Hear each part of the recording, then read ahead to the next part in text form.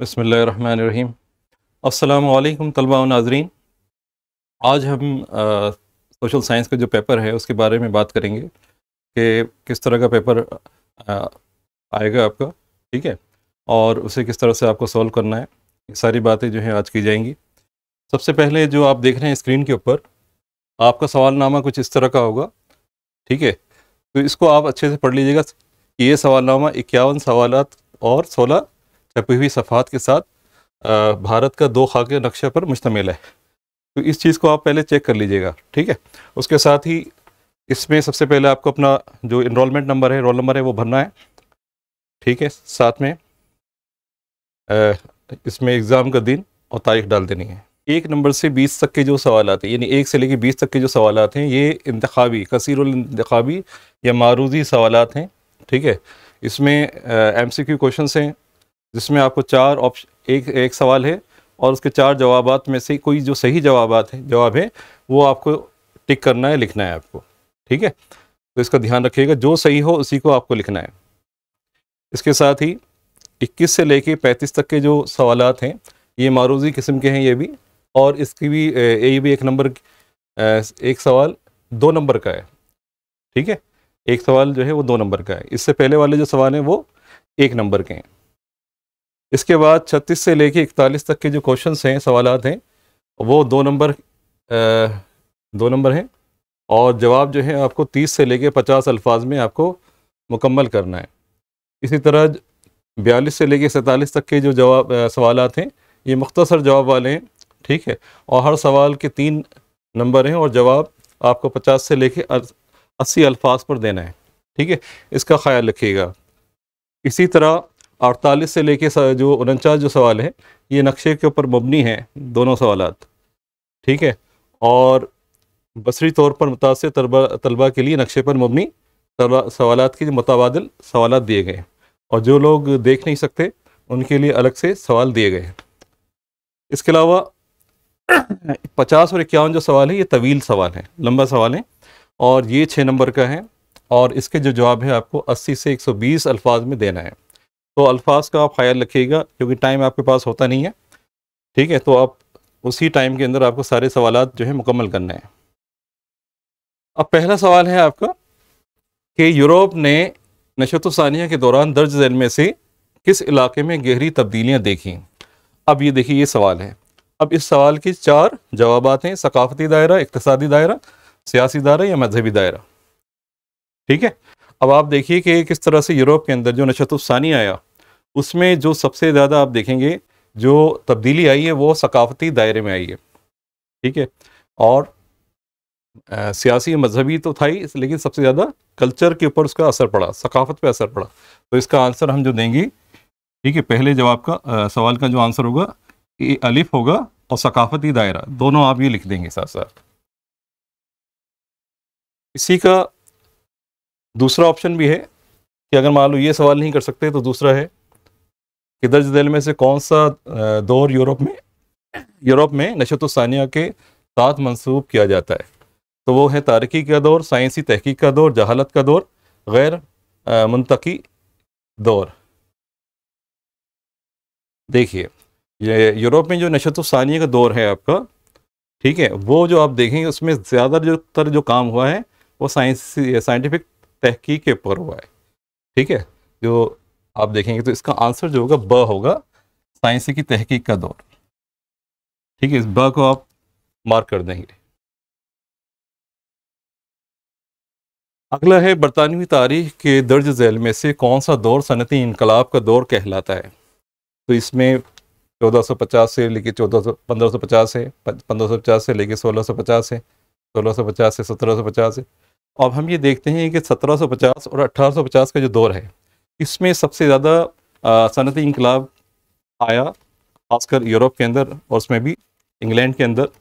तो ये दो जो दौर है आपका दाल, इसको आप मार्क कर देंगे कि 1750 से लेके 1850 का, ठीक। इसी में स्टीम इंजन जो है इसका इस्तेमाल बड़े पैमाने में गाड़ियों में किया जाने लगा, रेलगाड़ी में किया जाने लगा, और इसके अलावा जो आप देखेंगे जो माइनिंग होती है, ठीक है, जो खदानें होती हैं, उससे कोयला निकालने के लिए भी बाकायदा, या उसका अंदर से पानी निकालने के लिए भी जेट स्टीम का जो है इस्तेमाल किया जाता था या स्टीम इंजन का इस्तेमाल किया जाता था। अगला है बरतानिया में सनत इंकलाब के दौरान दर्ज झैल में से कौन सा निज़ाम तरक्की पाया, किस निज़ाम ने सबसे ज़्यादा तरक्की पाई। अब इसमें है ए ऑप्शन फैक्ट्री निज़ाम, बी है बाहमी तजारत का निज़ाम, सी है जागीरदारी निज़ाम, डी है मनसबदारी निज़ाम। तो इसका आंसर होगा फैक्ट्री का निज़ाम।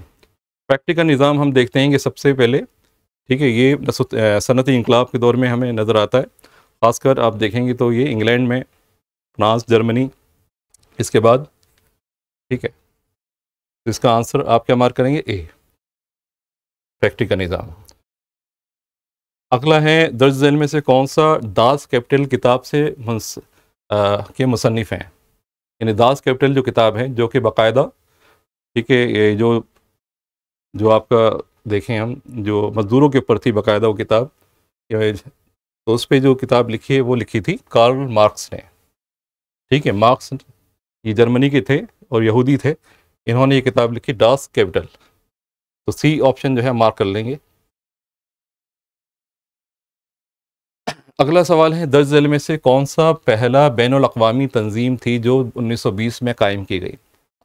अब इसमें रेड क्रॉस सोसाइटी है, ये 1863 में बनी थी। एमनेस्टी इंटरनेशनल ये अभी बनी है 1960 के आसपास। अक़वाम मुत्तहिदा की तंजीम ये 1945 में, और कौमों की लीग यानी लीग ऑफ नेशन ये 1920 में कायम की गई। तो आपका जो आंसर होगा वो होगा कौमों की लीग, यानी, ठीक है, लीग ऑफ नेशन 1920 में ये कायम की गई। अगला सवाल है दर्ज झैल में से कौन सा एंग्लो मैसूर जंग में मैसूर का रहनुमा था, या ठीक है, या मैसूर का हुक्मरान कौन था उस दौर में जब ये एंग्लो मैसूर जो जंग हुई है। ठीक है, तो आपको पता होना चाहिए, ए पेशवा बाजीराव, ये इसका आंसर नहीं है, बी टीपू सुल्तान, सी मोहम्मद बिन तुगलक, डी नवाब वाजिद अली शाह। तो इसका सही जवाब क्या होगा, बी टीपू सुल्तान। इसको मार्क कर लेंगे, बी टीपू सुल्तान इसका सही आंसर है।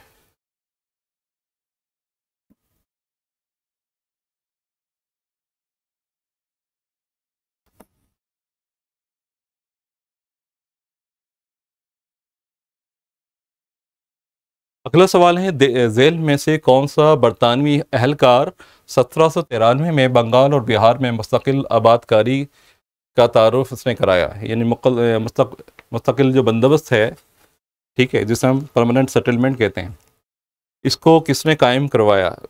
हमें उस वाइसराय का नाम पता होना चाहिए या गवर्नर जनरल का। तो ये लॉर्ड वेजली, ए है लॉर्ड वेजली, बी है लॉर्ड कॉर्नवालिस, सी है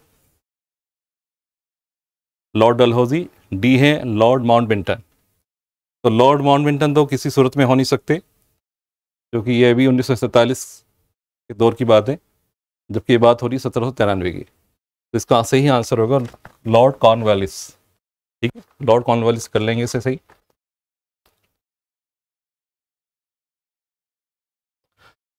अगला सवाल है दर्ज झैल में से कौन सी जो तहरीक है 1920 में भारत में शुरू की गई। आपको मालूम है कि जब हिंदुस्तान में गांधी जी आए 1915 में, उसके बाद लगातार बहुत सारी तहरीकें शुरू हुई। सबसे पहले चंपारण की तहरीक हुई, फिर खेड़ा की, अहमदाबाद की, उसके बाद ये अदम ताउन की तहरीक, ठीक है, और तो बहुत सारी जो तहरीकें थी, ठीक है, तो ये होती रहीं। तो हमें मालूम होना चाहिए कि 1920 में कौन सी तहरीक हुई। तो इसमें कौन सा होगा, अदम ताउन की तहरीक, नॉन कोऑपरेशन मूवमेंट, इसे हम इंग्लिश में कहते हैं नॉन कोऑपरेशन मूवमेंट। तो सी इसका आंसर हो जाएगा। ठीक है, इसे टिक कर लेंगे। अच्छा, ये हमें थोड़ा सा एक जैसा लगता है, सिविल नाफरमानी की तहरीक और अदम ताउन की तहरीक, इसमें थोड़ा फ़र्क है। अदम ताउन की तहरीक में हम देखते हैं कि इसमें जगह जगह जो है आपकी जो भी सरकारी मुलाजमतें जो इख्तियार कर रखी थी, ठीक है, उन्होंने वो सारी मुलाजमतें छोड़ दी थी इस तहरीक को फ़रोग़ देने के लिए। लेकिन हम जब बात करते हैं सिविल नाफरमानी की तहरीक, ये हुई थी 1929 में और 30 के आसपास, जब साबरमती से लेके डांडी तक जो जगह है वहाँ पर महात्मा गांधी ने नमक जो बनाया था वहाँ पे जाकर दांडी पर, ठीक है, तो अंग्रेज़ों का कानून उन्होंने तोड़ा था, इसलिए उसे तहरी नाफरमानी की तहरीक कहते हैं। तो ये 1929 में है, तो इसका ध्यान रखिएगा। अगला सवाल है, अमूमन दर्ज झेल में से किस बुलंदी पर ऊपर की हवाएं या जेट स्ट्रीम चलती हैं? बहुत इंपॉर्टेंट सवाल है। जो जेट स्ट्रीम्स होती हैं, जो हवाएं होती हैं आपका, उसकी ऊंचाई, कितनी ऊंचाई पे जो है वो चलती हैं? तो जेट स्ट्रीम का ध्यान रखिएगा, ये 8000 जो मीटर है या 8 किलोमीटर जो है उसके से ऊपर की के दायरे में ये चलती हैं। बल्कि 8,000 से लेके 12,000 के दरमियान।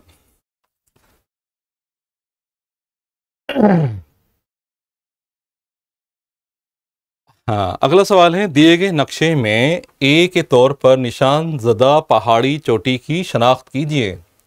अब देखिए, इसमें ए है कंचनजंगा, बी है माउंट एवरेस्ट, सी है नंदा देवी और डी है नंगा पर्वत। ये सारी जो आप देख रहे हैं ना, ये हिंदुस्तान के आसपास, ये हिंदुस्तान में भी है। कुछ जो पर्वत हैं, ठीक है, ऊंचे पर्वत जो हैं वो हिंदुस्तान में भी हैं और हिंदुस्तान के आसपास भी हैं। अब जैसे माउंट एवरेस्ट है, ये नेपाल में है। अब इसमें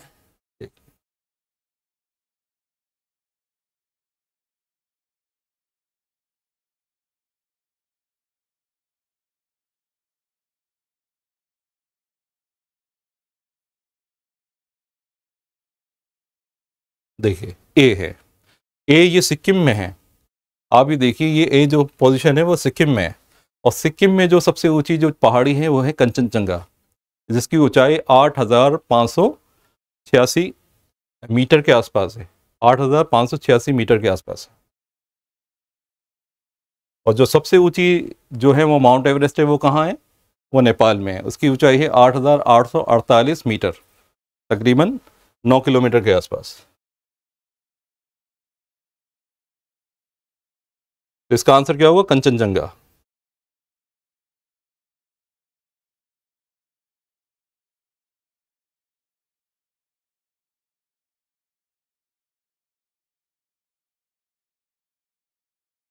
अगला सवाल है, अच्छा, ये नज़र नज़र से माजूर अफराद के लिए, इसको छोड़ देते हैं।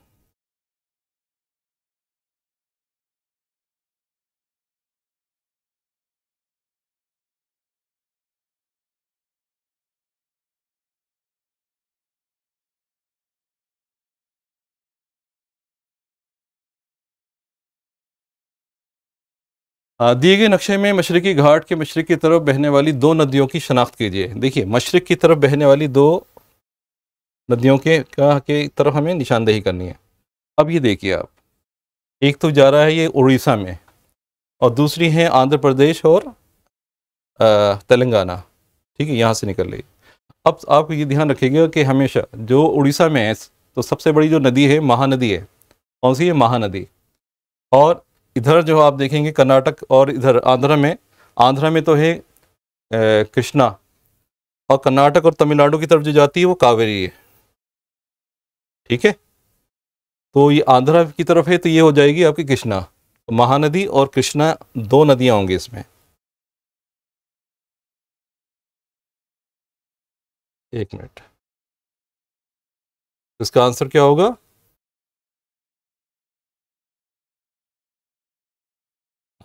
इसका आंसर होगा ए, ठीक है, महानदी और कृष्णा। ठीक है, ब्रह्मपुत्र और हुगली जो है ये बिल्कुल असम की तरफ है, असम की तरफ। सोन और कोसी जो है ये बिहार, ठीक है, बिहार और नेपाल से लगे हुए हैं। नर्मदा और तापी आप बात करें तो ये मध्य प्रदेश और गुजरात के आसपास में है।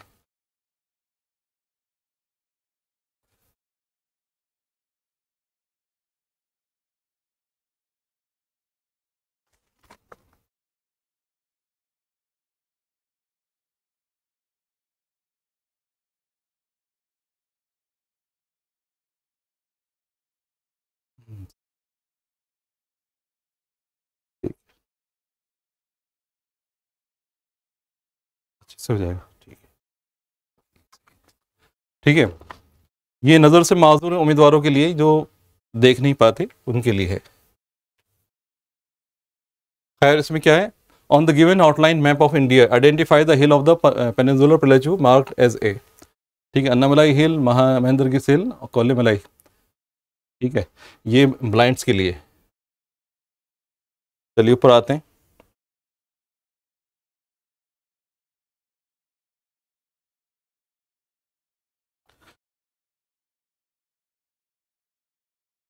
दिए गए नक्शे में हिंदुस्तानी नक्शे में एम के तौर पर निशान ज़दा पहाड़ी सिलसिले की शनाख्त करें। ठीक है, तो पहला इसमें दिया है शिवालिक रेंज, बी है अरावली रेंज, सी है गिर रेंज, डी है सतपुड़ा रेंज।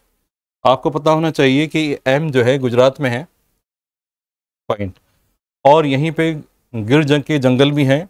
तो जाहिर सी बात है जब गिर के जंगलात भी यहीं हैं गुजरात में, तो जी से आप देखिए, जी फॉर गुजरात, जी फॉर गिर, तो यहीं पे गिर के जंगलात भी हैं और यहीं पे गिर की पहाड़ियाँ भी हैं। तो ये गिर का हो जाएगा GIR। ठीक है, इससे आप ध्यान रख सकते हैं।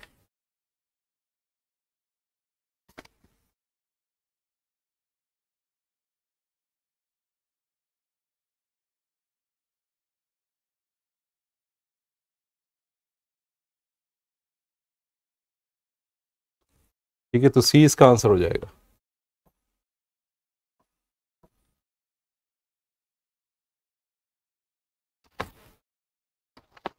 अगला है एक हक एक शख्स के लिए क्या मतलब है, नीचे से सही इस्तिलाह मुंतखब किए, दावा, इख्तियार, मलकियत या आज़ादी।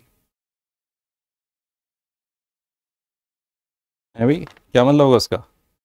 ये उसका इख्तियार हो जाएगा, हक की बात यानी इख्तियार। ठीक है, राइट।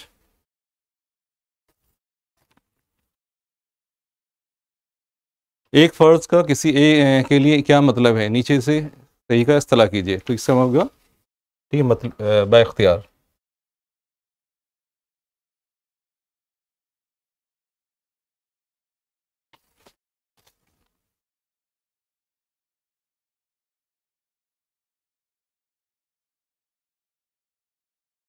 इसे बी मतलूब होगा इसका। ठीक है, एक फ़र्ज का किसी के लिए क्या मतलब है, नीचे से सही इस्तेलाह क्या होगी इसकी, मतलूब, रिक्वायर्ड।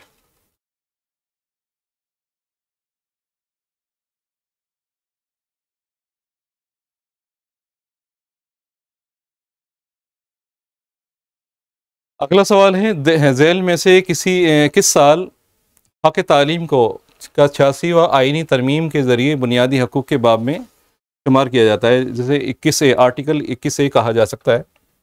ठीक है, ये आर्टिकल 21 है जिसे हम ठीक है बुनियादी हकूक़ है यानी राइट टू एजुकेशन जिसे हम कहते हैं। ये कब बनाया गया? 2001, 2002, 2003। तो इसका सही आंसर होगा 2002।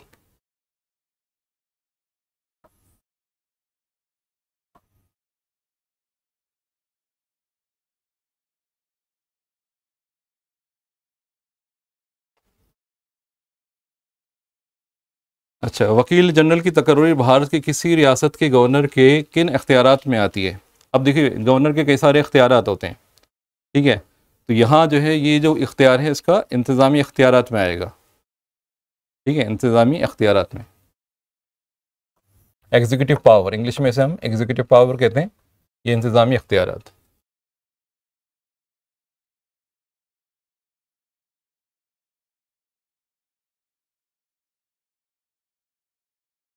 लोकसभा के इजलास की सदारत कौन करता है? सदर हिंद, स्पीकर, नायब सदर हिंद।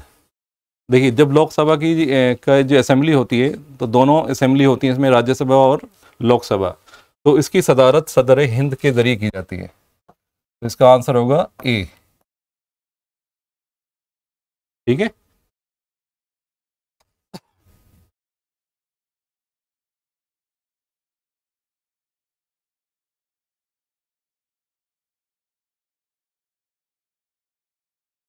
किसने ये बात कही कि जमहूरियत जो है लोगों की है और लोगों के लिए है और लोगों के ज़रिए, ठीक है, होती है? तो ये बात किसने कही थी? ये जो स्टेटमेंट है ये किसने कहा था?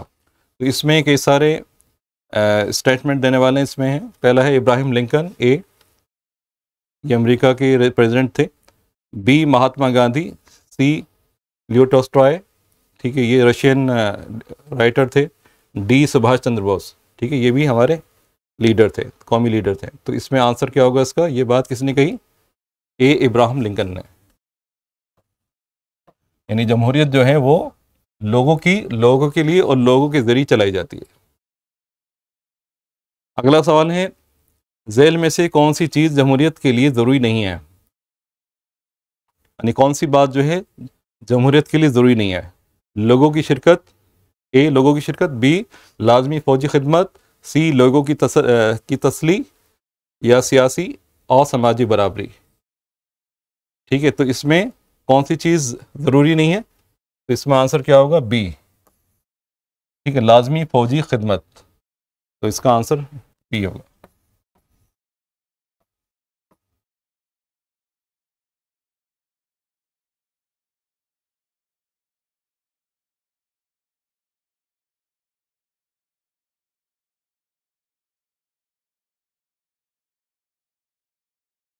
हाँ, ऊपर दर्ज करदा इशारे किन तरक्याती की पैमाइश के लिए इस्तेमाल किए जाते हैं। अब जैसे यहाँ पर ये है, दर्जेल पर गौर कीजिए। एक है, ए ग्रॉस डोमेस्टिक प्रोडक्ट है, यानी जीडीपी जिसे कहते हैं। फिर है लाइफ एक्सपेक्टेंसी, यानी मुतवक्का उम्र। और सी है लिटरेसी, तालीमी शरह। और लेवल ऑफ एम्प्लॉयमेंट, यानी रोज़गार की सतह। ये जो चारों टर्म हैं वो किसके लिए इस्तेमाल होता है, कहाँ इस्तेमाल होते हैं आप, ठीक है, ये इंसानी तरक्की में इस्तेमाल होते हैं, समाजी व इक़्तिसादी तरक्की में इस्तेमाल होते हैं, समाजी तरक्की में होते हैं, या इक़्तिसादी तरक्की में होते हैं। तो इन चारों टर्म का इस्तेमाल बी, समाजी और इक़्तिसादी तरक्की के लिए इस्तेमाल किया जाता है।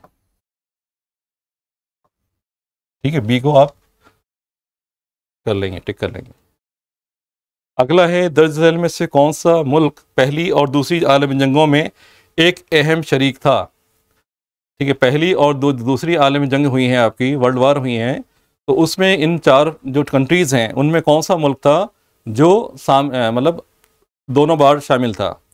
ऑस्ट्रिया, तुर्की, ए ऑस्ट्रिया, बी तुर्की, सी जर्मनी और डी डेनमार्क। तो इसका आंसर क्या होगा, सी जर्मनी।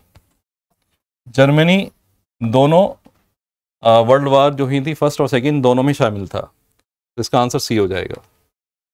अगला है, दर्ज से झेल पर गौर कीजिए। ठीक है, यहाँ पे कुछ टर्म्स हमें लिखी हुई बताई गई हैं, यानी फ़ौजी ख़तरात से आज़ादी, भूख से आज़ादी, मसला तनाज़ात से आज़ादी, माहौलियाती इन्हताज से आज़ादी।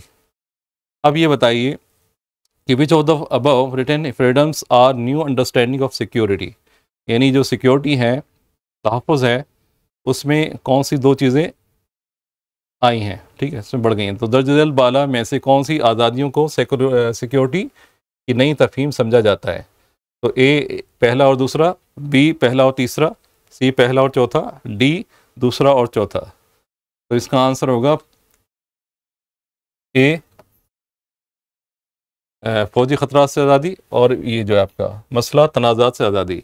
तो एक और दो जिसमें आ रहे हैं, तो एक और तीन जिसमें आ रहे हैं, एक और तीन किस में आ रहे हैं, बी में आ रहे हैं। ठीक है, बाकी दो जो ऑप्शन हैं, ठीक है, वो इसमें शामिल नहीं है। भूख से आज़ादी और माहौलियाती इन्हताज से आज़ादी, इसको हम नहीं लेंगे क्योंकि सिक्योरिटी की बात हो रही है। ठीक है, तो सिक्योरिटी के अंदर पहला और तीसरा इसका जो ऑप्शन आ रहे हैं वो सही जवाब होगा। तो इसका आंसर होगा बी।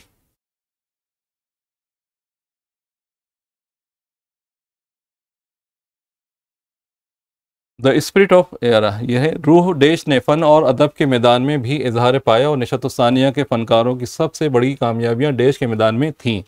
अब ये देखो, ये रूह क्या है, इंसानी, रूह इंसानी। ठीक है, इंसानी, रूह इंसानी ने फ़न के और अदब के मैदान में भी इजहार पाया और नशत-ओ-सानिया के फ़नकारों की सबसे बड़ी कामयाबियाँ देश के मैदान में थी, सकाफ़त के मैदान में थी।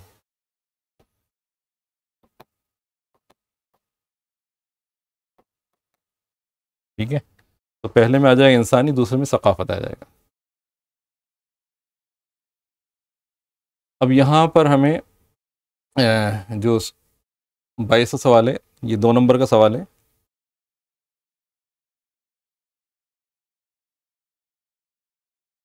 हाँ, यूरोपियों ने नशत सानिया के दौर में नई ममालिक क्यों दरियाफ्त की?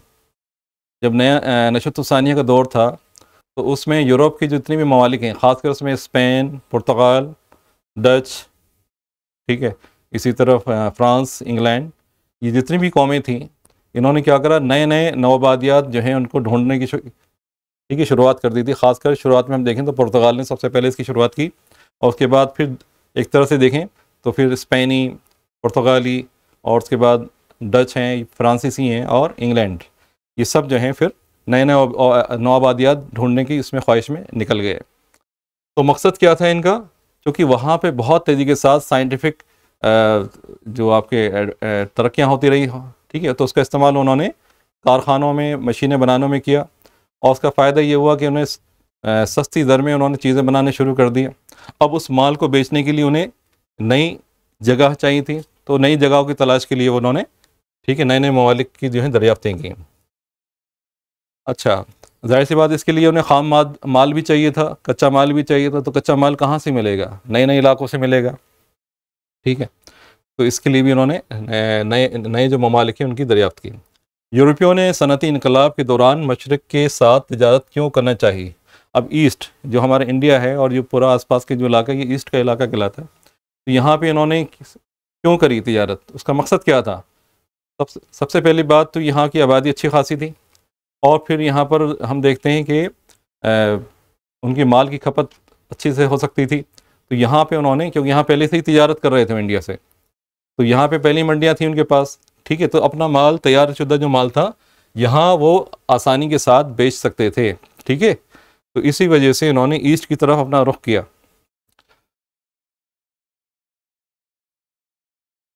और इनके माल के जो ख़रीदार हैं वो आसानी से मिल जाते थे, ख़ासकर उस दौर में हम देखें तो राजा महाराजा जो थे, उस वक्त नवाबीन थे, वो उनके माल को जो है फ़ौरन ले लिया करते थे।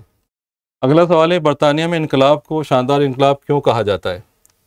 ठीक है, जब बरतानिया का इनकलाब है आप देखें तो उसको शानदार, उसे ग्लोरीफाई क्यों किया जाता है? उसमें हम देखें कि सबसे पहला जो काम हुआ है इसमें साइंटिफिक, आप देखिए साइंटिफिक जो है डेवलपमेंट हुए इसमें, ठीक है, पढ़ाई के साथ साथ, लिटरेचर के साथ साथ साइंटिफिक रीज़न के ऊपर काम हुआ। सबसे पहले आप देखिए उसी दौर में हम देखें कि भाप के इंजन, ठीक है, इसके साथ साथ आप देखिए जो इस तरह से कपड़ा जो है वो स्पिनिंग जेनी कहलाता है, ठीक है, कपड़े की जो एक मशीनरी होती है वो तैयार की गई बाकायदा। तो पहले जो मशीनरी हाथ से जो बनाई जाती थी कपड़ा, वो मशीनों के ज़रिए बनने लगा, ठीक है, बड़ी तादाद में बनने लगा और अच्छा बनने लगा। इसी तरह जो भाप का इंजन है उसका इस्तेमाल बड़ी बड़ी जो मशीनें हैं उसमें किया जाने लगा। अब उससे क्या हुआ, काम जो है आसान हो गया। उसका इस्तेमाल स्टीम इंजन में किया जाने लगा, जो स्टीमर्स होते हैं उसमें होने लगा, जहाज़ों में होने लगा, पानी के जहाज़ों में, और उसका इस्तेमाल जो है रेलगाड़ी में होने लगा, और दूसरी गाड़ियों में होने लगा, और दूसरे जो मवासलात हैं उसमें होने लगा, ठीक है। तो इसका असर ये हुआ कि बहुत तेज़ी के साथ वहाँ पे सनती जो तरक्की हुई, ठीक है, उसका फ़ायदा ये हुआ। तो इसी दौर में हम देखें कि बहुत सारी जो टेक्नोलॉजी है आपका वो वहाँ पे आ रही थी। तो हम देखें तो ब्रिटेन जो है उसका भरपूर फ़ायदा उठा रहा था, क्योंकि वहाँ पे कोयले की खदानें थी और लोहे की बड़ी बड़ी जो हैं खदानें वहाँ पे थी, तो उसका भरपूर फ़ायदा उसने उठाया।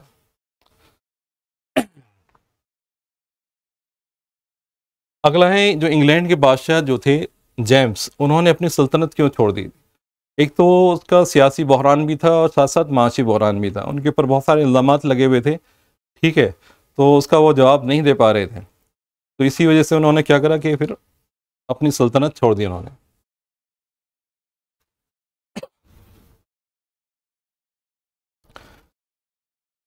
अगला सवाल है, राजा राम मोहन राय ने सती प्रथा की मुखालफत क्यों की? देखिए, सती प्रथा जो है ये ऐसी प्रथा थी जिसमें जो हिंदू औरतें होती थी, ख़ासकर जो राजपूत औरतें होती थीं, उनको मजबूर किया जाता था, जब उनके मियाँ या शौहर मर जाते थे तो उनकी चिता पर उन्हें ज़िंदा जो है लिटाकर, मतलब उनको उनको जला दिया जाता था, ठीक है। तो ये बहुत ही यानी गैर इंसानी जो है आपका रस्म थी, तो इसको ख़त्म करने की उन्होंने पहल की, ठीक है। अच्छा, तो ये ठीक है, तो इसको उन्होंने इसकी मुखालफत की, इस प्रथा की। स्वामी दयानंद सरस्वती ने आर्य समाज की बुनियाद क्यों रखी? स्वामी दयानंद सरस्वती ने आर्य समाज की बुनियाद इसलिए रखी कि उस दौर में उन्होंने देखा कि समाज जो है बहुत सारी बुराइयों से दो चार था। ख़ासकर आप देखें तो हम परस्ती आम थी हिंदू मज़हब के अंदर। आप देखें मूर्ति पूजा हो गई, ठीक है, बहुत सारी इनके अंदर जो अलग अलग रिवायत चली आ रही थी, जो रस्में थी यहाँ की चली आ रही थी, जबकि उसका मज़हब से कोई ताल्लुक़ नहीं था। तो उन्होंने कहा कि जो वेद है हमारे, असल जो किताब है हमारी वो वेद हैं, यानी हिंदू मज़हब की जो असल रूह है वो वेद है। तो इनकी तरफ हमें दोबारा लौटना चाहिए, ठीक है। इसमें जो लिखा है उसको हमें मानना चाहिए, इसमें जो बातें नहीं हैं उसको हमें तर्क कर देना चाहिए, छोड़ देना चाहिए। तो इसकी उन्होंने जो है बात करी। तो स्वामी दयानंद सरस्वती ने जो है जो मज़हब के अंदर हो रही जो बहुत सारी तोहम परिस्थिति उसको रोकने की कोशिश करी। तो इसीलिए उन्हें मजहबी इस्लाही ठीक है पेशवा माना जाता है, क्योंकि उन्होंने हिंदू मज़हब के अंदर जो बहुत सारी बुराइयां थी उसको ख़त्म करने की कोशिश करी। अब ये ख़ात्मा किस तरह से होगा? जाहिर सी बात है, लोग जो हैं पढ़े लिखे नहीं हैं, उन्हें इल्म नहीं है अपनी इस किताबों का, तो उन्होंने पढ़ाई के ऊपर, तालीम के ऊपर ज़ोर दिया, ठीक है। ख़ासकर औरतों की तालीम पर, कि एक औरत अगर पढ़ी होगी तो पूरा ख़ानदान पढ़ा लिखा होगा, ठीक है।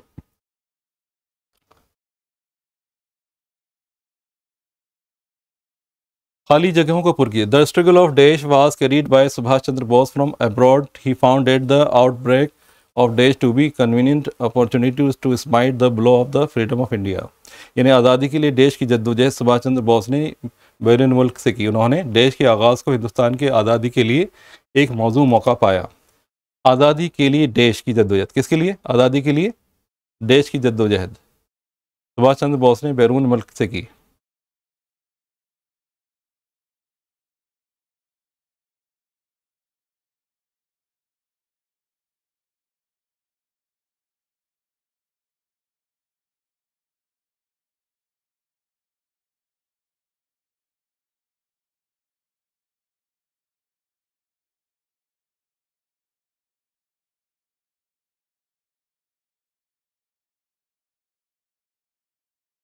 अब बताइए इसमें क्या आएगा? इंग्लिश में तो द स्ट्रगल ऑफ फ्रीडम हो जाएगा, ठीक है, आज़ादी की जद्दोजहद, ठीक है।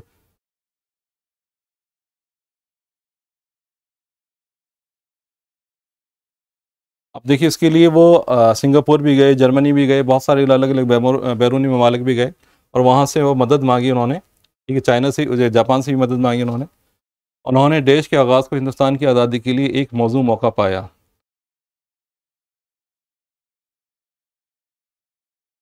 देखिए कौन से आगाज़ को?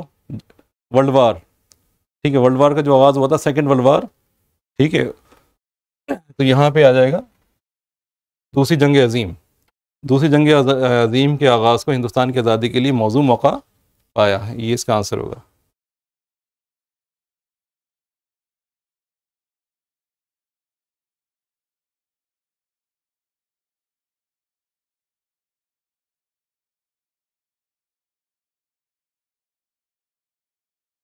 देखिए अगला सवाल है, हिंदुस्तान के कई ममालिक के साथ समुद्र के पार अच्छे तिजारती ताल्लुकात क्यों थे? देखिए हिंदुस्तान आप देखें शुरू से ही, जब से हमारे रोम और आप देखें जो कदीम दौर है आपका यूनान, ठीक है, यूनान के साथ बहुत ही अच्छे तिजारती ताल्लुकात हमारे रहे हैं। रोम के साथ अच्छे तिजारती ताल्लुकात रहे हैं, इसके साथ अरबों के साथ हमारे तिजारती ताल्लुकात अच्छे रहे हैं।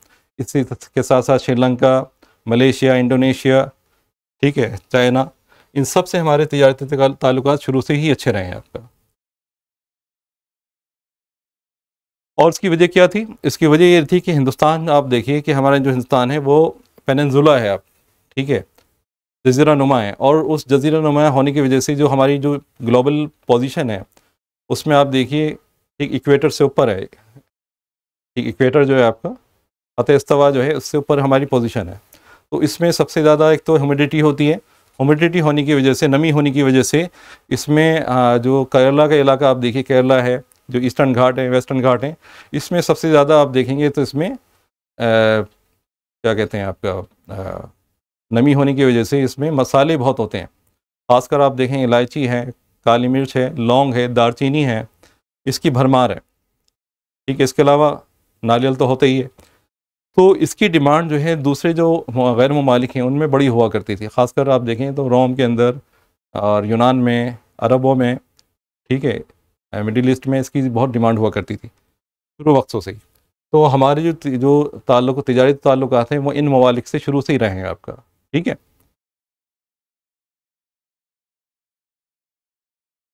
अच्छा, इसके बदले में ये न मसाले यहाँ से जाते थे, सिल्क यहाँ से जाता था, रेशम कपास यहाँ से जाता था, नील यहाँ से जाता था। इसके बदले में दूसरे ममालिक से सोना, चांदी, चांदी की शक्ल में दरामद होती थी, आपको चीज़ें आती थी, ठीक है। अच्छा, अगला है पहाड़ी गुज़रगाहें क्यों अहम है। पहाड़ी गुज़रगाहें यानी जो माउंटेन पास हैं, आप देखेंगे अलग अलग, रोहतांग पास हो गया, ठीक है, अलग अलग जो आप देखेंगे इधर सियाचिन की तरफ बहुत सारे इलाके हैं, चाइना की तरफ भी बहुत सारे इलाके हैं। तो अलग अलग ये गुज़रगाहें हैं आपका, यहाँ से लोग जो हैं तिजारत के लिए जो हैं शुरू से ही गुज़रा करते थे, कदीम दौर से ही। तो ये गुज़रगाहें जो हैं बहुत इंपॉर्टेंट रही हैं आपका, क्योंकि इन्हीं से गुज़र के, पहाड़ियों से गुज़र के ही सारा जो सामान है, तिजारत का जितना भी सामान है वो दूसरे गैर ममालिक जाया करता था, ठीक है। चाहे वो आपका ये समरकंद, बुखारा हो, इधर से होता हुआ फिर तुर्की की तरफ आप जाएँ, ठीक है। इसी तरह से आप चाइना से होते हुए फिर आप जाएंगे इधर जापान की तरफ, ताइवान है, फिर इंडोनेशिया है, मलेशिया है, ठीक है, ये सारे इलाके हैं। तो ये इलाके काफ़ी, पहाड़ी इलाके गुज़रगाहें काफ़ी इंपॉर्टेंट थी।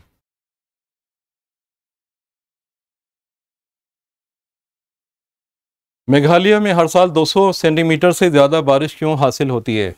मेघालय जो इलाका है, आप देखें, पता होगा आपको, हमारा जो नक्शा है उसमें आप देखेंगे तो ये माउंटेन रीजन भी है, साथ साथ यहाँ पे पहाड़ी इलाके भी है।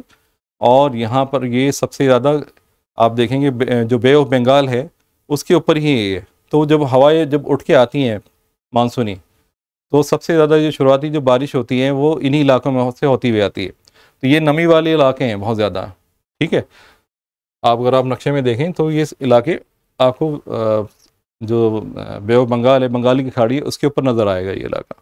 तो यहाँ सबसे ज़्यादा नमी होती है, बारिश होती है आपकी। अच्छा, राजस्थान में हर साल 60 सेंटीमीटर से कम बारिश क्यों होती है। अब आप देखिए, क्योंकि ये इलाका बे ऑफ बंगाल से बहुत दूर है, ठीक है, एक बिल्कुल मशरिक में, एक बिल्कुल मगरिब की तरफ है। तो ये मगरिब की तरफ होने की वजह से इसमें आप देखेंगे बिल्कुल सूखा इलाका है ये। तो हवाएं जब चलती हैं तो इधर से चलती हैं, बे ऑफ बंगाल से उठती हैं, और यहाँ तक बहुत कम पहुँच पाती हैं। आप देखेंगे ना इस साइड, ये जुनूब मगरिब की तरफ। तो मगरिब की तरफ होने की वजह से, ठीक है, वो हवाएं बहुत धीमी पड़ जाती हैं, सुस्त हो जाती हैं, ठीक है। और उसमें फिर बारिश जो है, उसकी नमी जो है बहुत कम रह जाती है। इसी वजह से इन इलाकों में जो राजस्थान की तरफ जो है वो 60 सेंटीमीटर से भी कम बारिश हो पाती है।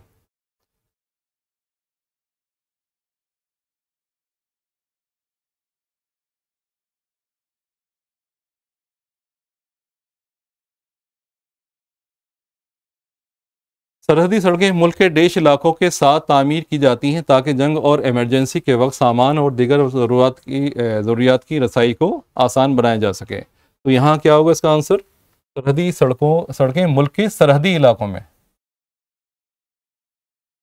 ठीक है, सरहदी सड़कें मुल्क के सरहदी इलाकों के साथ तामीर की जाती हैं ताकि वहाँ पे जंगी और इमरजेंसी के वक्त जो सामान है उसकी फराहमी आसानी से की जा सके, ठीक है ना।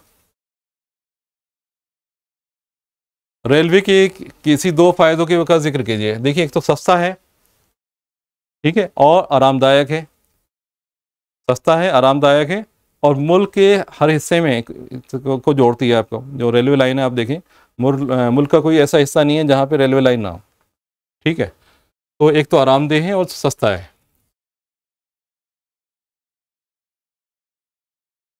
अगला है, वज़ीर आला गवर्नर को वज़ीरों की देश के बारे में मशवरा देता है और उनके लिए देश तकसीम करता है। तो यहाँ पर होगा तकर्रुरी। वज़ीर आला गवर्नर को वज़ीरों की तकर्रुरी के लिए के बारे में मशवरा देता है और इनके लिए वजारत, ठीक है, जिसे हम पोर्टफोलियो कहते हैं, वजारत तकसीम करता है। तो पहले में आ जाएगा तकर्रुरी, दूसरे में आ जाएगा वजारत। सदर का गैर मुस्तकीम इंतखाब एक देश के ज़रिए किया जाता है जिसमें देश के दोनों ऐवानों के मुंतखब अरकान, रियासती असम्बलियों के मुंतखब अरकान शामिल होते हैं। तो यहाँ क्या होगा, सदर का गैर मुस्तकीम इंतखाब एक देश के ज़रिए, क्या होगा इसका आंसर?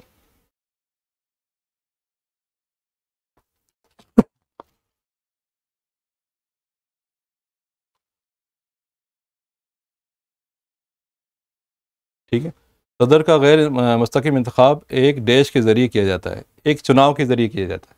ठीक है, जिसमें देश के दोनों ऐवान यानी किसके, पार्लियामेंट के, तो दूसरे में हो जाएगा पार्लियामेंट और पहले में हो जाएगा चुनाव। अगला है भारत के सदर की दो ताकतों की वजाहत कीजिए। ठीक है, सदर जमहूरिया की दो पावर बतानी है आपको, बताइए क्या होगी? सदर जमहूरिया की दो पावर बतानी है आपको।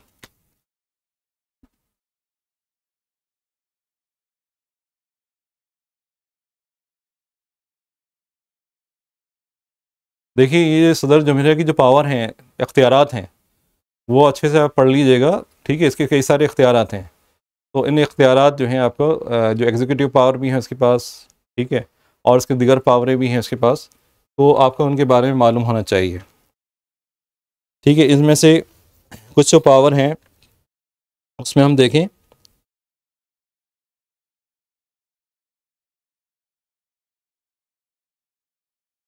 एक तो ये जितने भी आपके बड़े बड़े ओहदे होते हैं, एग्जीक्यूटिव जो आपकी पोजीशन होती हैं, उसको में क्या करता है, ये उसकी तैनाती करता है। ख़ासकर आप देखें जो प्राइम मिनिस्टर ऑफ इंडिया है, ठीक है, उसकी तकर्री के लिए जो है उसको वो ख़ुद करता है। ठीक है, इसके पास पावर है। इसके अलावा जितने भी ऐवान के जितने भी मेंबरान होते हैं आपका, उनकी तकर्री ये करता है। ठीक है, वजारत ये, ठीक है, उसकी जो हलफ बर्दारी करता है। जो सुप्रीम कोर्ट के जो जज हैं उनकी तकर्री भी जो है वो सदर जमहूरिया के ज़रिए होती है।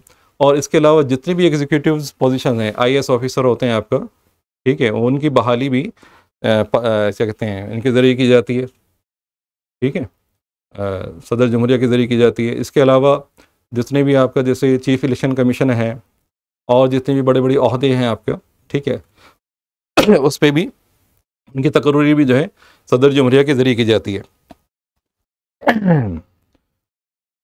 इसके अलावा अटॉर्नी जनरल जो होता है आपका मुल्क का, उसकी तकर्री भी सदर जमहूरिया के ज़रिए की जाती है। ठीक है, तो ये इंतज़ामी इख्तियारात हैं। कुछ कानूनी इख्तियारात भी इनके पास हैं। ठीक है, यानी ये जो है जितने भी दोनों यानी जो लोकसभा है उसको डिज़ोल्व कर सकते हैं। ठीक है, उसके जितने भी मेंबरान हैं उनको डिज़ोल्व देखते हैं। अगर मान लो कुछ गड़बड़ी हो रही है आपका, तो ये प्राइम मिनिस्टर को हटाकर लोकसभा को डिज़ोल्व भी कर सकते हैं। ठीक है, और इसके बाद फिर ये 6 महीने तक जो है राष्ट्रपति शासन लगाया जा सकता है। ठीक है, तो ये इनके हकूक़ में आएंगे, आपका ताकत है इनके पास।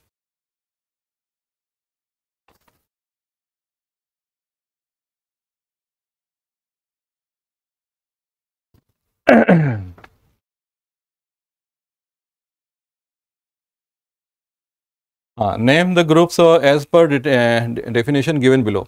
एक या दो अल्फाज में जवाब दें, नीचे दिए गई तारीफ़ों के मुताबिक ग्रुप का नाम बताइए। लोगों का मुंसिब ग्रुप जो अपनी मखसूस मकासद को फ़रोग़ देने की कोशिश करता है, क्योंकि मखसूस मकासद होते हैं और उसको फ़रोग़ देने की कोशिश करते हैं, तो ये जो ग्रुप हैं इन्हें क्या कहते हैं, मफादाती ग्रुप। तो क्या होगा इसका आंसर?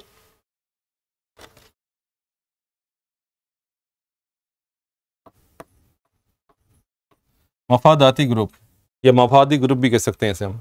दूसरा है ऐसा ग्रुप जो मजबूत इदारे के साथ किसी ख़ास नतीजे को पैदा करने के लिए असर या दबाव डालता है। अब ये ऐसा ग्रुप है जो कि दबाव डालता है, प्रेशर डालता है, इसे तो प्रेशर ग्रुप कह सकते हैं इसे हम, या दबाव देने वाला ग्रुप या दबाव की ग्रुप कह सकते हैं इसे।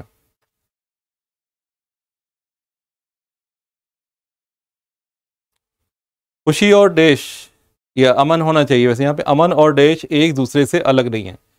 ठीक है, मिलकर ये एक ऐसी हालत है जहाँ अफराद, इदारे, इलाके, कौमें और देश बगैर किसी ख़तरे के आगे बढ़ती हैं। तो यहाँ क्या होगा, पीस एंड सिक्योरिटी। तो ये खुशी और तहफ़्फ़ुज़ है यहाँ पे। ठीक है, तहफ़्फ़ुज़। अमन और तहफ़्फ़ुज़ एक दूसरे से अलग नहीं है। ठीक है, इसके अलावा इलाके, कौमें, देश के बगैर, इसके बगैर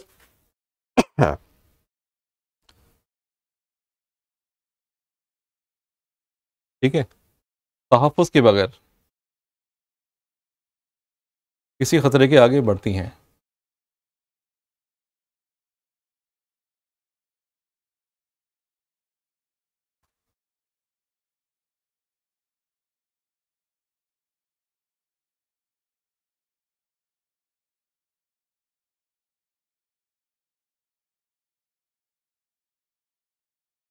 institution, region, nation and world हो जाएगा यहाँ पे, ठीक है, दुनिया हो जाएगा। ठीक है, जहाँ अफराद, इदारे, इलाके, कौमें और दुनिया बगैर किसी ख़तरे के आगे बढ़ती है। ठीक है, ये हो जाएगा। जदीद दौर के आगाज़ की निशानी बनने वाले दो वाक़यात तहरीर करें। ठीक है, मॉडर्न एज में आप देखें, दो सबसे वाले जो डेवलपमेंट हुए हैं आपका, जिसकी वजह से आप मॉडर्न वर्ल्ड के अंदर बहुत बड़ा चेंज आया है, बदलाव आया है, तो वो क्या है? एक है नशतुस्सानिया, ठीक है, यानी रेनेसांस, जो यूरोप से इसकी शुरुआत होती है। ठीक है, नशतुस्सानिया, पहला वाक़या क्या है? नशतुस्सानिया। दूसरा वाक़या क्या है? इंडस्ट्रियल रेवोल्यूशन, सनती इनकलाब। तो दोनों पॉइंट आप लिख लीजिए। क्या है पहला पॉइंट? पहला पॉइंट है नशतुस्सानिया, रेनेसांस जिसे कहते हैं हम। लोगों के अंदर जो बेदारी आई दोबारा से, खासकर यूरोप के अंदर, इटली के अंदर जो बेदारी पैदा हुई, ठीक है, वो। और दूसरा क्या है? इंडस्ट्रियल रेवोल्यूशन यानी सनती इनकलाब। बरतानिया ने हिंदुस्तान में आमद और रफ्त की बेहतरी के लिए सरमायाकारी क्यों की? दो वजूहत बताई हैं। देखिए, हिंदुस्तान में सबसे ज़्यादा, क्योंकि सबसे बड़ी उनकी मंडी थी, तिजारत की मंडी थी हिंदुस्तान, और सबसे ज़्यादा पैसा यहाँ से मिलता था उन्हें, ठीक है, सरमाया यहाँ से मिलता था। तो जाहिर सी बात है, इन्होंने यहाँ पर सबसे ज़्यादा पेशरफ्त की, रेलवे लाइन यहाँ बिछाई, ताकि अलग अलग इलाकों से जो है उसको जोड़ा जा सके, रेलवे लाइन से जोड़ा जा सके। और रेलवे लाइन के थ्रू जो है वो सारा उनका सारा माल जो है वो सारा कहाँ आता था? पोर्ट एरिया पे, जो बंदरगाहें हुआ करती थी, चाहे वो सूरत की बंदरगाह हो, चाहे वो कोची, बम्बई की हो, कोची की हो, या मद्रास की हो। ठीक है, सारी जो बंदरगाह, इसी तरह आंध्र प्रदेश की बंदरगाह है, ये सारी बंदरगाहों तक जो है माल आसानी से ले जाया जा सकता था।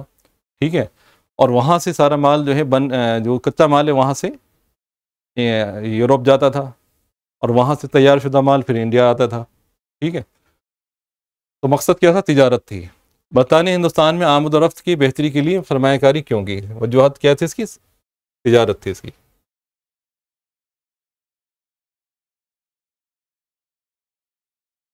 बरतानियों ने हिंदुस्तान में अंग्रेज़ी तालीम याफ्ता तबके क्यों बनाया? दो वजूहत बताई। जाहिर सी बात है, इतने बड़े बड़े वो अपना सनती यहाँ पर क्या कहते हैं, इंडस्ट्रियल डेवलपमेंट कर रहे थे, कि कारखाने बना रहे थे, और बड़े बड़े ऑफिस खुल रहे थे यहाँ पर।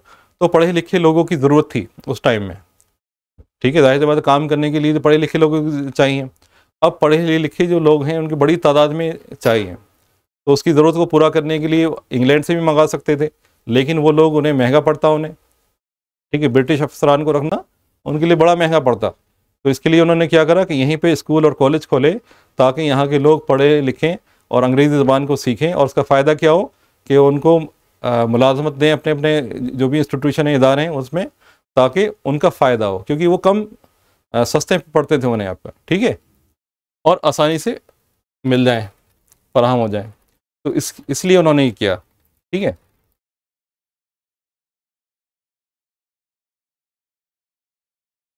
इंसानी हकूक़ की अहमियत को भारतीय आइन में बयान करें। जो हिंदुस्तान का जो आइन है उसमें ह्यूमन राइट्स के बारे में बहुत सारी बातें की गई हैं। ठीक है, बहुत सारी जो है हमारे ह्यूमन राइट्स के अंदर आपने बहुत सारी चीज़ें दी गई हैं इसके अंदर। जो हमारे राइट्स हैं, राइट ऑफ एजुकेशन है, आप अब जोड़ दिया गया है, तालीम का हक आ गया। ठीक है, और अगर मान लीजिए हमें किसी भी, बहुत सारे हकूक़ हमें मिले हुए ना आपका। ठीक है, तो इंसानी हकूक़ की अहमियत को भारतीय आइन में बयान करें। तो बहुत सारे जो कानून ऐसे बनाए गए हैं ताकि जो हमारी जो ह्यूमन राइट्स हैं उसका वायलेशन ना हो। इसके लिए बाकायदा जो हमारे जो कानून, बुनियादी कानून बनाए गए हैं, ठीक है, जो वो बुनियादी हकूक़ हमें मिले हैं हमारे आइन से, उसकी चाराजोई के लिए बाकायदा हम कहाँ जा सकते हैं? अगर कोई हमें हम हमारे मतलब उससे छेड़छाड़ करता है, वो नहीं देता, तो उसके लिए हम कहाँ जा सकते हैं? उसके लिए हम जो हमारा सुप्रीम कोर्ट है उसके दरवाज़ा खटखटा सकते हैं, PIL डाल सकते हैं उसके लिए। किसी भी दो बुनियादी जिम्मेदारियों की वजाहत करिए, किसी भी दो फंडामेंटल ड्यूटीज़ हैं हमारी, उसकी वजाहत करनी है। तो हमारी ड्यूटी क्या बनती है कि आइन जो है, जो हमारे मुल्क का आइन है, उसकी पासदारी करनी है। ठीक है, उसके अंदर जो बातें बताई गई हैं उसको हमें मानना है। ठीक है, इसके अलावा हिंदुस्तान की जो कौमी सालमियत है उसको हमें क्या करना है, बरकरार रखना, ये हमारी जिम्मेदारी है। ठीक है, तो कोई ऐसी बात ना हो जिससे दो फरीकों में या दो कौमों में या जो भी हैं आपके दो लोग हैं जो मुल्क में रहने वाले लोग हैं उनके बीच में नफरत पैदा हो। ठीक है, तो ऐसी बात हमें नहीं करनी है। तो हिंदुस्तान की कौमी सालमियत को हमें बरकरार रखना है। किसी रियासत के वज़ीर आला की दो ताकतों की वजाहत कीजिए।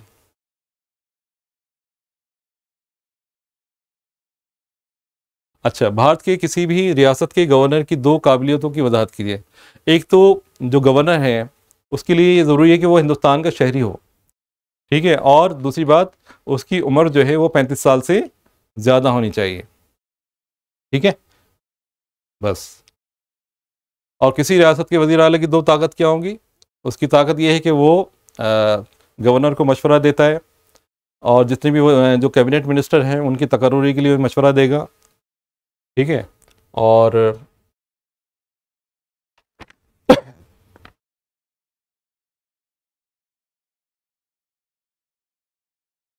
इसके अलावा वो डिज़ोल्व कर सकता है। लग रहा है कि जैसे कि जो कैबिनेट है वो सही से काम नहीं कर रही है, तो दोबारा से उसे डिज़ोल्व करके, तहलील करके दोबारा से जो है उनका इंतखाब कर सकता है। ठीक है, मिनिस्टर बना सकता है, दूसरे मिनिस्टर की तकर्रुरी करवा सकता है।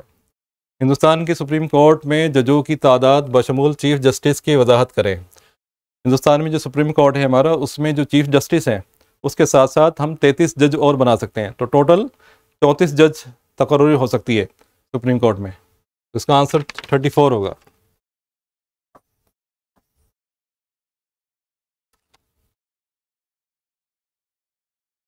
सियासी जमातें जमहूरी अमल को चलाने में किस तरह मदद करती हैं। जो सियासी जमातें होती हैं, चाहे उसमें कांग्रेस पार्टी है, चाहे इसी तरह से समाजवादी पार्टी हो गई, बहुजन समाज पार्टी है इसी तरह से, ठीक है, इसी तरह CPI है, CPM है, और जो दीगर इलाकाई पार्टियाँ हैं आपकी, ये सब जो हैं सियासी जमातें पार्टी हैं। तो ये क्या करती हैं, ठीक है, जमहूरी निज़ाम के अंदर क्या करती हैं, ये जमहूरियत को मजबूत करने की कोशिश करती हैं।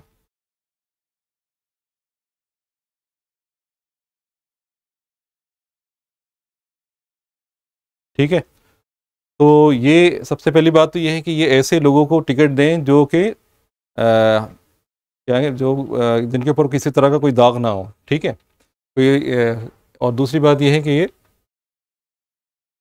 जो पैसा लगता है इलेक्शन में, ठीक है, उसकी बिल्कुल पारदर्शिता होनी चाहिए, ट्रांसपेरेंसी होनी चाहिए कि कहाँ से पैसा आ रहा है, कहाँ लग रहा है आपका। ठीक है, ये इनकी इस तरह से मदद कर सकती हैं। 14वीं सदी के आगाज़ में इटली की हालत को बयान करिए। 14वीं सदी के हालात हैं जो है आपके, देखिए इटली के क्या हालात हैं।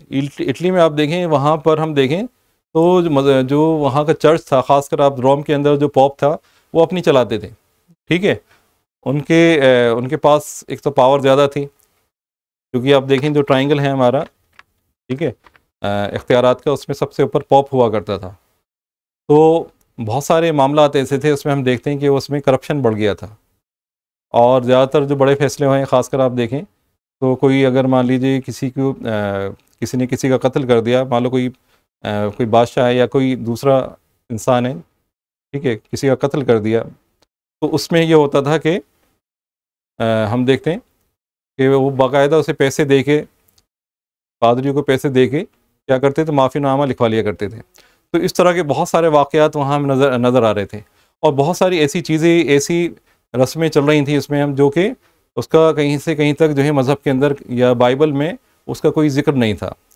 तो उस चीज़ के लिए फिर क्या हुआ, वहाँ पे बहुत सारे जो हम देखें इसमें क्या हो रहा था, इसके ख़िलाफ़ बहुत सारी बातें उठ रही थी। ख़ासकर उस टाइम में हम देखें जो मार्टिन लूथर थे, वो भी चर्च के पादरी थे। जब उन्होंने देखा कि बहुत सारी ऐसी चीज़ें हो रही हैं, तो इसके ख़िलाफ़ उन्होंने फिर आवाज़ उठाई।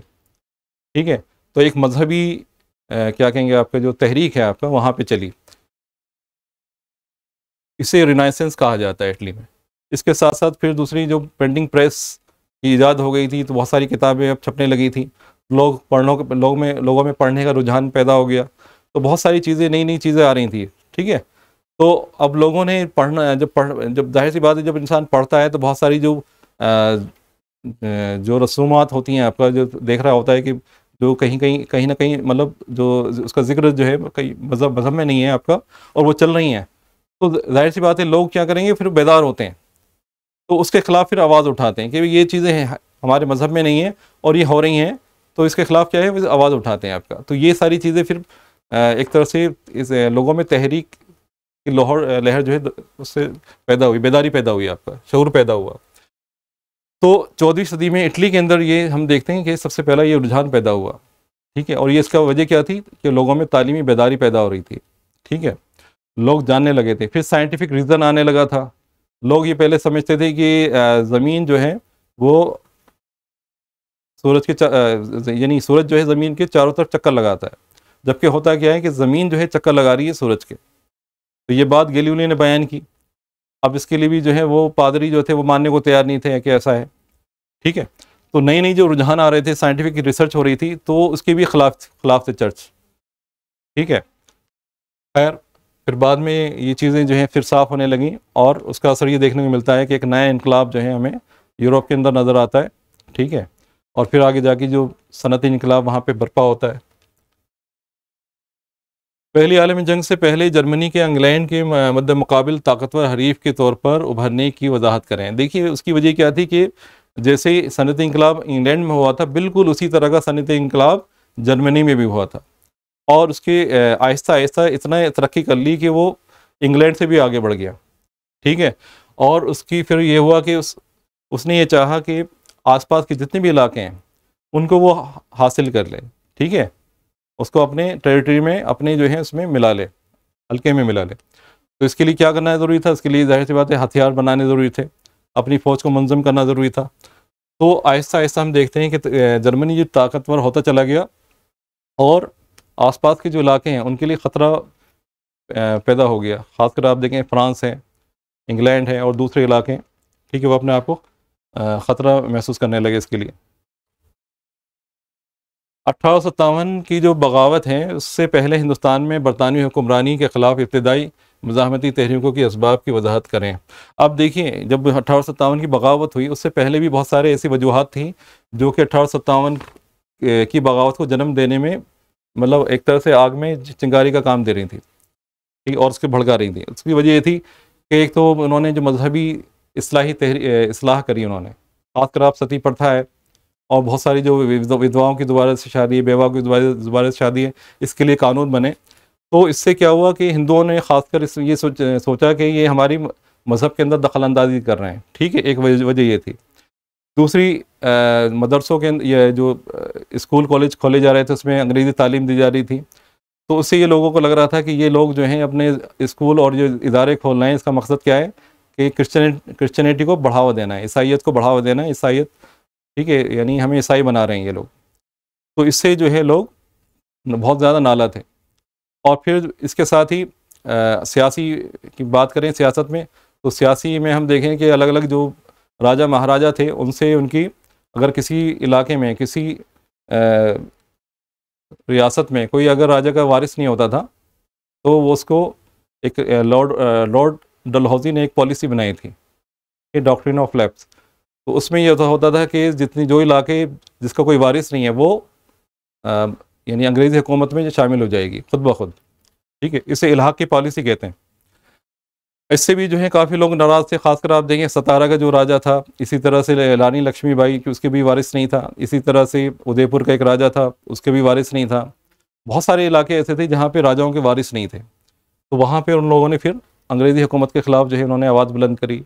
इसी तरह से फ़ौजी बगावत आप देखते हैं, उसमें ये सुनने में आया था उस दौर में जो एक नई राइफ़ल आई थी, उसके अंदर चर्बी जो है उसमें इस्तेमाल, जो कारतूस है उसमें जो चर्बी का इस्तेमाल हो रहा था, तो सुनने में आया कि उसमें गाय और सूअर की चर्बी इस्तेमाल की जा रही है।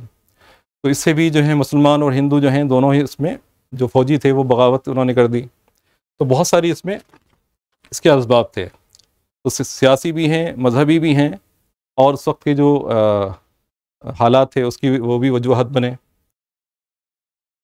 मद्रास के पालीगरों की बगावत के असबाब की वजाहत कीजिए। तो ये बिल्कुल उसी तरह है। हिंदुस्तान की कौमी तहरीक में वंदे मातरम की अहमियत का जायज़ा लीजिए। वंदे मातरम एक नावल था, आपको पता होगा कि ये बंगम चंद चटर्जी ने इसे लिखा था और इसमें एक तरह से आज़ादी का जोश दिलाने के लिए लिखा गया था। ठीक है, तो उसको पढ़ के लोगों में एक तरह से कौमी जज्बे या कौमी तहरीक, लोगों में बेदारी पैदा हुई। ठीक है, इसको पढ़ लीजिएगा अच्छे से। कॉलोनियाई हिंदुस्तान में इलाकाई तंजीमें कौमी तंजीमों से कैसे तब्दील हुई।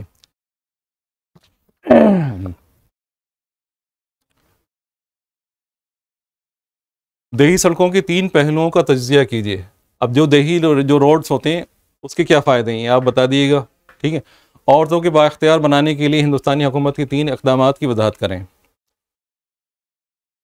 औरतों के बाख्तियार बनाने के लिए हिंदुस्तानी हुकूमत के 3 इक़दामात क्या हैं भाई। ठीक है, एक तो ज़ाहिर सी बात है औरतों को तालीम में बढ़ावा देना, बाकायदा उनके लिए रिजर्वेशन है, यहाँ तक कि पार्लियामेंट भी बाकायदा रिजर्वेशन रखा गया है उनके लिए। ठीक है, 33% का। और तालीम में भी जो है बाकायदा कानून बनाए गए हैं। पायदार तरक्की की ज़रूरत की वजाहत कीजिए। सस्टेनेबल डेवलपमेंट के लिए हमें क्या चाहिए। ठीक है, तो आप देखिए, माहौल, पहली बात है कि माहौल हमारा सही होना चाहिए, अमन, पुरअमन माहौल होना चाहिए। ठीक है, अब यहाँ पे एक नक्शा है, देखिए उसमें है a an international airport in India.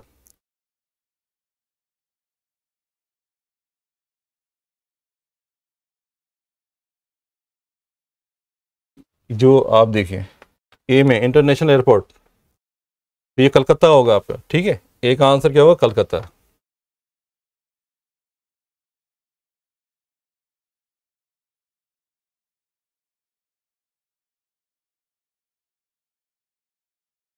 B है name one port in Kerala. ये रहा, हाँ ये रहा। अब पोर्ट, ये एक पोर्ट है, पोर्ट मतलब ये बंदरगाह है, ये बी में।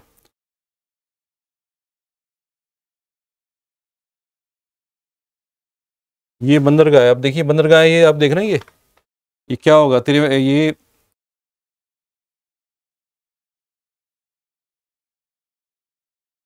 कर्नाटक में मदुरई होगा शायद। ठीक, इसमें ये तमिलनाडु में है तो मदुरई होना चाहिए इसे। ठीक है, सी जो है ये मद्रास है, सी मद्रास है। ठीक है, और डी जो होगा ये श्रीनगर होगा। डी जो आप देख रहे हैं ये श्रीनगर है। ठीक है, ये जम्मू कश्मीर में आप देख रहे हैं तो ये श्रीनगर है।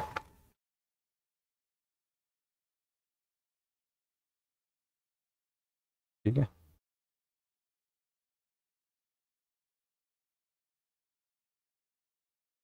तो अब टाइम आपका ऊपर हो गया है। इंशाल्लाह फिर अगले क्लास में आपसे मुलाकात होगी, तो आप अच्छे से करके आइएगा।